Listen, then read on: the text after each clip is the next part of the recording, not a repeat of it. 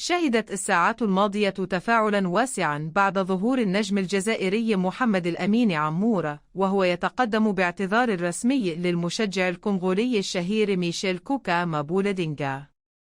وكان عمورة قد سخر منه عقب نهاية مباراة الجزائر والكونغو الديمقراطية التي جرت أمس الثلاثاء ضمن منافسات الدور 8 النهائي لبطولة كأس الأمم الإفريقية 2025. المنتخب الجزائري حقق فوزاً صعباً ومثيراً للغاية بهدف قاتل سجله البديل عادل بولبين في الدقيقة 119 في واحدة من أكثر المباريات توتراً وإثارة في البطولة. وبعد اللقاء وأثناء احتفالات اللاعبين، توجه عمورة نحو مدرجات جماهير الكونغو، وتحديداً نحو المشجع مابولا دينغا الذي أصبح أيقونة جماهيرية خلال الكان، وقام بتقليد حركته الشهيرة قبل أن يسقط أرضاً في لقطة أثارت جدلاً واسعاً في القارة. هذا التصرف اعتبره الكثيرون إساءة للمشجع وللرمزية التاريخية التي يجسدها خلال المباريات، خاصة وأن الحركة التي يقوم بها مستوحاة من وقفة الزعيم الكونغولي الراحل باتريس لومومبا، أحد أبرز رموز التحرر في إفريقيا.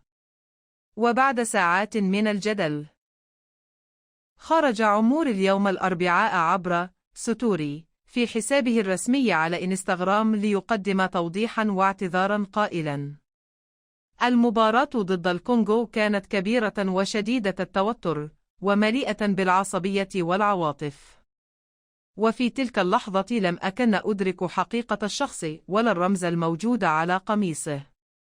ما فعلته كان مجرد سخرية في إطار رياضي بروح طفل ومن دون أي نية سيئة. وأضاف عمورة مؤكداً احترامه الكامل للكونغو وشعبها ومنتخبها، مشدداً على أنه يتمنى لهم كل التوفيق وأن ينجحوا في الوصول إلى كأس العالم. كما ختم رسالته بالقول: إذا كان تصرفي قد فهم بطريقة خاطئة فأنا أعتذر بصدق، لأن ذلك لم يكن مقصدي. تركيزي هو دائماً على الملعب وعلى تمثيل بلدي بفخر. تحيا الجزائر. وللتذكير، فإن المشجع ميشيل كوكا مابولا دينغا أصبح رمزاً في كأس إفريقيا 2025 بفضل وقفته الثابتة طوال 90 دقيقة، مستوحياً هيئة تمثال لومومبا الشهير في كينشاسا كنوع من التكريم للزعيم الكونغولي التاريخي. وبهذا الاعتذار، يأمل عمورة في طي صفحة الجدل والتركيز على مشوار المنتخب الجزائري في البطولة.